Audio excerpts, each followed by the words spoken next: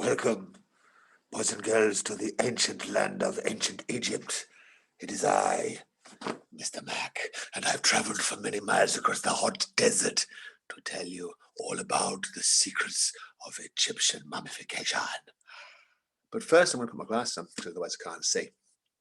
That's better. There you all are. Nice to see you, boys and girls.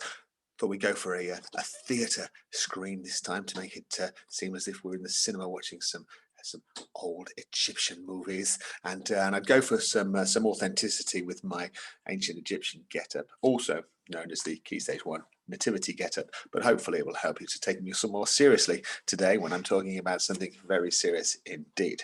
Now, as you've been learning a lot about ancient Egypt over the last few days, and we talked last week about Howard Carter discovering the tomb of Tutankhamun. See, the Egyptians didn't need doorbells, they just used a toot and come in. They also learned a lot from Tutankhamun's tomb about the mummification process, not least all the sorts of things that were given to pharaohs when they were traveling into the afterlife.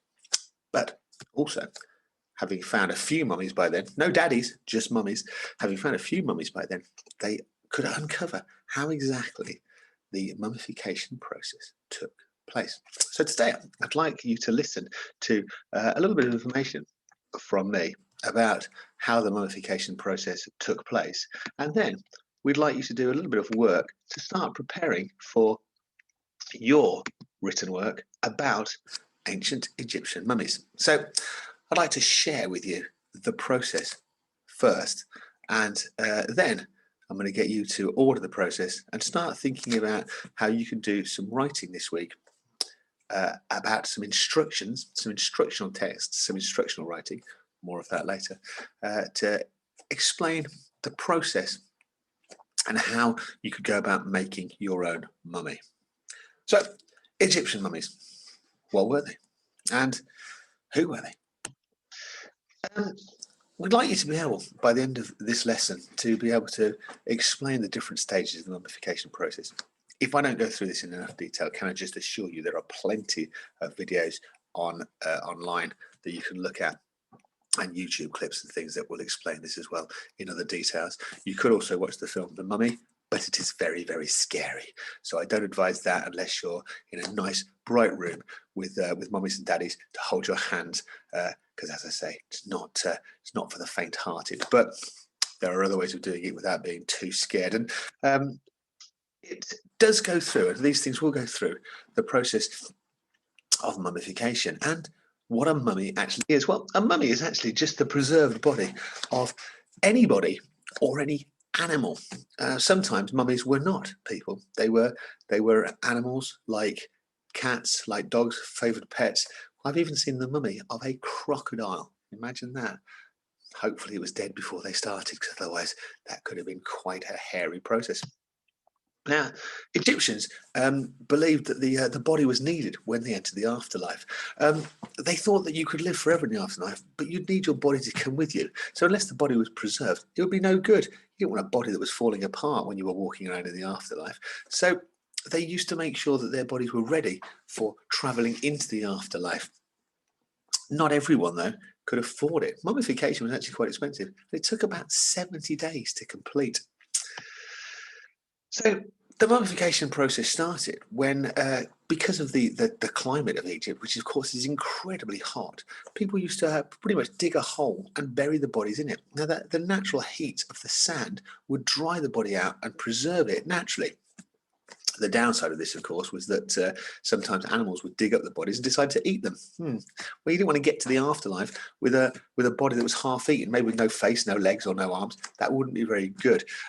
So they started to think about using coffins, putting the bodies into coffins. The only problem with that was that the sand dried out the body and stopped it from decaying and going off. You imagine if you put an apple or a tomato into hot sand, really warm sand, it would dry it out very quickly, and the apple or the tomato wouldn't dry out. So it would dry out and wouldn't decay, because the moisture is what makes it decay. If you put it in a Tupperware jar and then put it in the sand, it's going to start going off and going a bit mouldy. That's what's happened to the bodies. They were going a bit mouldy and they were starting to decay, which wasn't ideal for the journey into the afterlife. However, by 3,400 BC, that's 3,400 years before Christ or before the Common Era, they actually developed a really, really clever method for keeping the bodies preserved. And they're still famous for it today. So the process, well, the body was taken to a beautiful house. It wasn't very beautiful. It would be covered with very unmentionable things. And some of this, by the way, gore alert, is going to be pretty nasty. The body was cleansed with palm wine, sounds nice, and then rinsed with water from the River Nile. They used to use a slatted bed like this to lie the body on. That way they could get the bandages round and underneath. And more importantly, all the icky gooey stuff like blood and guts and stuff like that, stomach acid, would drain away more easily. So they didn't have to leave the bodies lying in it, which of course would stop it from drying out quite so successfully. The organs, well, they were removed to stop the body from decomposing. Your stomach, your heart, your liver, of course, are very, very wet things inside your body. There's lots of blood and lots of juices inside them. So if they're left inside the body, those were more likely to rot. So a cut was made down the left-hand side of the body, and these organs were removed. The liver, lungs, intestines, and stomach were washed and dried in natron. Natron is a natural salt, really good for sucking the water out of something. And then either wrapped in cloth to place in the body later, or sometimes they'd be stored in these elaborate canopic jars. The heart, which was responsible for intelligence and emotion, not the brain, was left in the body as it was needed in the afterlife. Your heart, we'll come to that later on though, your heart was an important part of the journey into the afterlife. The brain, they didn't think of as being quite so important. Now, the canopic jars had 4 different heads representing the 4 sons of Horus, Horus being a very important god that we will learn about quite soon. Harpy had a baboon-headed jar. His head was the head of a baboon, and he looked after the lungs. Imseti had a human-looking head and looked after the liver. Duamutef had a jackal for a head and was looked after the stomach, while Kebsunef had a head like a falcon and looked after the intestines. There they are in all their glory. The brain was not important. So, I mean, what are you going to do with the brain? You can't leave it in there getting all wet and juicy and messing up the mummification process. So they had a long hook, something like the one that we saw earlier on this term. And the hook was pushed up through the nose and then wiggled about and smashed the brain into tiny pieces. And then they'd pull it out little bit by little bit, little grey bits. Or sometimes they'd manage to liquefy it enough, they'd just turn the body over and they'd let the liquefied brain drone out through the nose. That way they didn't have to damage the head or the skull, because of course you wouldn't want to turn up in the afterlife with no head or no skull. The fact they didn't think the brain was very important is very interesting when you consider what we know today, but pretty gross thing to be doing, and hopefully they never did that to people while they were still alive. Hopefully.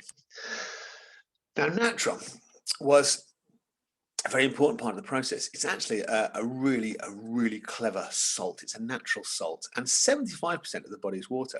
Wet things rot very quickly if the water is not sucked out. So the body was dried inside and out. They packed the body with natron, and then they'd lay the body in this natron salt, so it would absorb all the water out of the body. By the time it's finished, you'd have looked more like a sultana than a human. Natron absorbed most of the water in about 40 to 50 days. Now, unless they were put into the canopic jars, the dried organs would be put back inside the body, and the body was then filled with sawdust or rags or leaves, so it kept its shape, but also so it stayed nice and dry on the inside. And in order to preserve the skin, it was coated in a resin made from plants, so like a sticky, almost like a tar kind of material, very sticky, sort of gooey stuff, maybe a bit like jam, although not like jam, because jam would taste very nice and would attract animals to want to eat it. Didn't use jam, but the resin was covered in the body, and the body was then wrapped in strips of linen, bandage, hundreds of meters of it, up to 20 layers thick, which would have taken a long time. It was a really elaborate process. The head and neck would be wrapped first, then fingers and toes wrapped individually. Arms and legs were wrapped separately. Between the layers of linen, they would put special things, amulets, protecting things that they felt had special powers to protect the dead person in their journey into the afterlife. And as well as amulets, people would have written things on pieces of papyrus, the sort of paper they use, and placed between the layers. Words from the Book of the Dead were placed between their hands, all things to protect your your loved person for ready for their journey into the afterlife. Now, all of these different amulets would be placed inside the bandages at different points. The Isis knot or tayet was placed at the neck to protect the body. The heart amulet, obviously placed over the heart to protect it. The scarab amulet was placed over the upper abdomen. It was a dung beetle, nice, which represented the rebirth and the rising and setting of the sun. The Egyptians worshipped the scarab because they saw it rolling its dung along, and they thought, oh, maybe there's a big scarab beetle rolling the sun across the sky. Can't quite imagine why he would be rolling the sun across the sky when the dung beetle name tells you exactly what they used to roll around. But that's what they believed. And then the Udyat, or Eye of Horus, this one at the bottom here, was placed on the abdomen, over the cut to remove the organs. It was a symbol of good health, shaped like the eye of the falcon god, Horus, one of the most revered gods in Egyptian mythology. The mask of Anubis was then another part of the process, the mummification process. While the wrapping took place, a priest wearing a mask of Anubis read out spells to ward off evil spirits and help the journey to the afterlife. Anubis was the jackal-headed god of the dead. So by wearing this mask, you felt as though you were talking to Anubis and saying the prayers directly to him, therefore offering extra protection to the beloved person who was going on their journey to the afterlife. Mummia, a tar-like paste, was used to glue the wraps of linen together. So this is actually where the term mummy comes from. We think of it as being like mummy and daddy, don't we? But mummia was this paste that actually held the different layers of bandages together to stop them from coming off. A final piece of linen, which was called a shroud, was placed over the body at the very end. Some of these shrouds have become famous over the years because shrouds were used for many years after this process to lay over bodies in tombs. And then a death mask was created that looked like the person when they were alive. It was made and put on top of the mummy so that their soul, Ba, could find them. The mummy was then put into a wooden coffin. This wooden coffin might be put into another wooden coffin, perhaps even another wooden coffin. It's a bit like a Russian doll, isn't it? So when they were getting ready for their journey to the afterlife, they'd have to get out of a coffin, inside another coffin, and then take off the death mask. One of the most famous death masks was the mask of Tutankhamun, which can be seen in lots of pictures. One of the most famous pictures from ancient Egyptian books and stories and things. And it shows exactly what those masks would have looked like when people had them over their face. Obviously, only the very rich, because the mask of Tutankhamun was very elaborate and gold and fantastic. These coffins would often be elaborately decorated. The first coffin shaped and painted like a body. The box-shaped outer coffin might have eyes painted on it, so the person could see a false door on the inside, so the person could step out, and hieroglyphics on the outside telling a story and saying all sorts of important things, having spells, having lovely messages and things for that person and for the gods that then found the coffin ready for their journey to the afterlife. A funeral was held and funeral songs sung, which is a tradition that exists to this day. A ritual called the opening of the mouth was performed so that the dead person would be able to eat, drink and speak in the afterlife.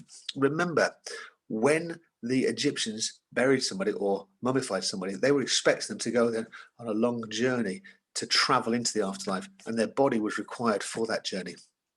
They really thought that they were going to get up and walk into the afterlife, not that their souls would just travel. So that's why they were so well prepared, including having lots of things to take with them.